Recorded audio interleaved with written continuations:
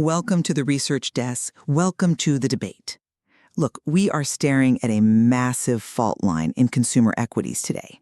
I mean, imagine building this sprawling enterprise where your entire profit structure, a structure that commands an absolutely staggering 65% gross margin, currently relies on adults buying blind boxes containing a furry monster named Labubu. Right. It's wild. It is. And the inciting event for our briefing today is stark. It's inescapable. Pop Mart stock just plummeted 40%.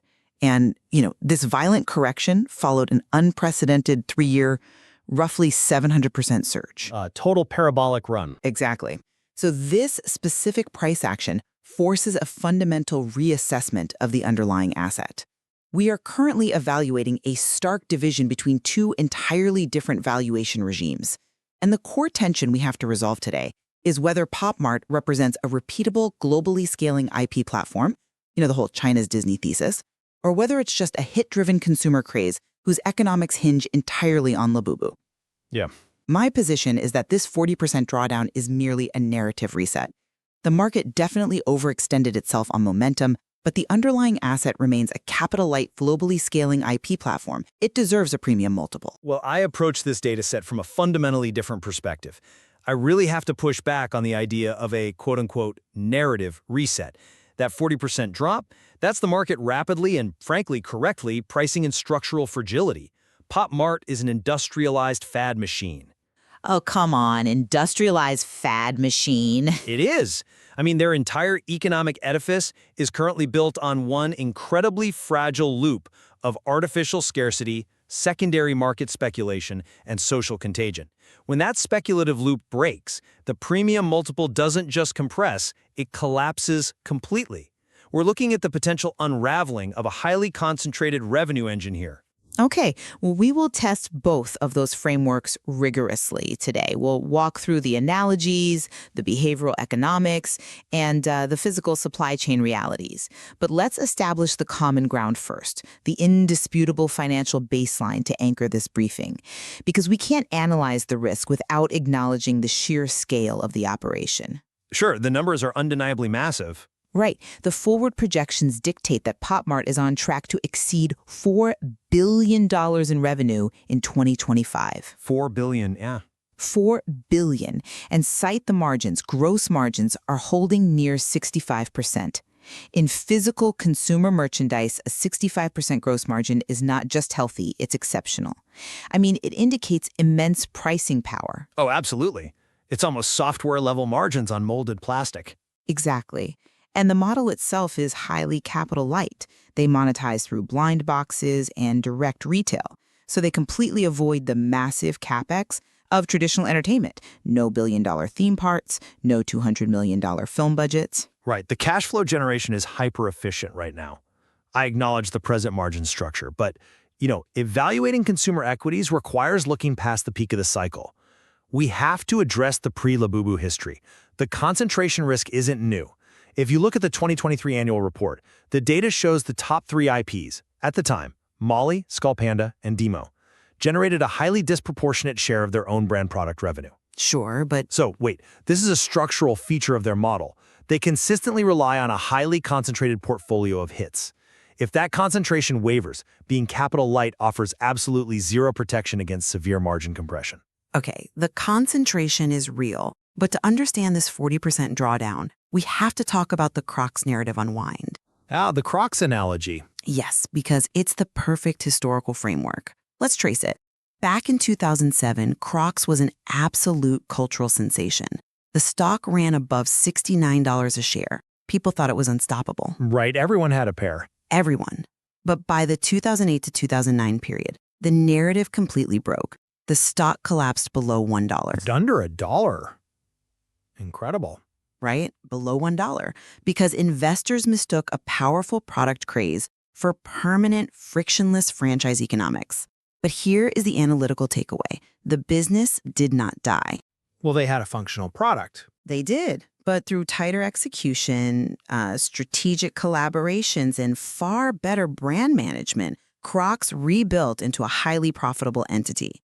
So, A stock can suffer a catastrophic narrative unwind without the underlying company being worthless. And that's a question for Pop Mart. Does their current infrastructure represent a repeatable machine that can survive its own Crocs moment? And that is where I fundamentally diverge from your bull case. Surviving a Crocs moment requires utility. Crocs are footwear. Pop Mart sells aesthetic novelties with zero utilitarian value. But the hit factory engine is utility. That's the bull case. I mean, Labubu is not a one-off. It's proof of a working commercialization system. Look at the sequence. Molly to Skull Panda to Demu and now to Labubu. The true asset isn't the character, it's the platform, the artist curation, the retail theater. But you're assuming that platform can just manufacture the next hit on demand. Well, they have the behavioral design to do it. Let's unpack that 65% gross margin. Blind boxes aren't just packaging. They are highly sophisticated behavioral design tools. They're variable reward schedules. Exactly. It's dopamine. You combine that variable reward schedule with completion psychology, the need to collect all 12, and the social display of pulling a rare secret figure, you get unusual monetization efficiency. That's the machine. Sure, the psychological trick works, for now. And it scales globally. That's the hidden moat.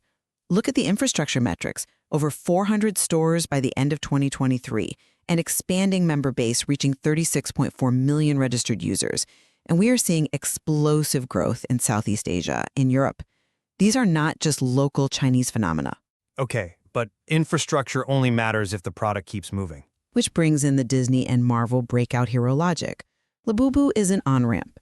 Just like Marvel used Iron Man as a breakout hero to pull audiences into a broader universe, Labubu acquires trust and foot traffic for the Pop Mart platform. Wow. Comparing a plastic monster to Iron Man is quite the leap. Well, look at Funko. It's the collector platform model. Critics used to say Funko was too dependent on licensed IPs. If Star Wars fades, Funko fades. But Funko built a community around the platform itself. A Star Wars release didn't cannibalize Marvel, it enlarged the collector universe. So a successful Labubu cycle is just evidence of the machine working. Okay, I have to step in here. I firmly push back on this. Are these streams truly independent? Marvel had decades of narrative lore. Pop Mart relies purely on aesthetic novelty. Having many characters on paper in an annual report is completely irrelevant if the attention, the resale value, and the marketing oxygen all cluster around one breakout figure. You don't think they can diversify attention? No, I don't. And this leads to the keystone species analogy, which is central to the bear case. In an ecosystem, a keystone species stabilizes the whole system. Labubu is that keystone right now. If it drives the store traffic and the resale excitement, weakening demand for Labubu doesn't just hurt Labubu, it non-linearly unravels the entire ecosystem. It destroys their ability to launch adjacent IPs. I mean, that assumes all the other IPs have zero standalone merit. Without the foot traffic Labubu brings, they basically don't. And this brings up a massive format vulnerability. Let's talk about Beanie Babies. I figured we'd get to Ty Warner eventually. We have to, because the behavioral mechanism is uncomfortably close. In the late 1990s, Ty built explosive value on artificial scarcity. Secondary markets made plush toys feel like asset classes. High margins hold beautifully while the chase is alive. But when the spell broke, value completely collapsed. Consumers were attached to the frenzy, not the franchise. Right, but Wait, let me finish the operational distortion point. Hit concentration wrecks supply chains. They have dedicated production capacity and shelf space for Labubu. If popularity fades faster than sourcing can be retuned, those 65% margins will compress rapidly. You'll see massive markdowns. Look, I acknowledge the Beanie Babies warning. It's a fair historical caution. But I have to push back. Pop Mart has vastly superior retail infrastructure. Ty relied on fragmented, independent gift shops. Pop Mart controls its 400 global stores. They control the digital channels. They manage the international reach directly. Controlling the stores doesn't stop consumer fatigue. In fact, it shifts the paradigm to the true blind spot of the market here. The vulnerability isn't just character dependence, like Labubu fading. It is format dependence. Format dependence? Yes, the mechanics of the format.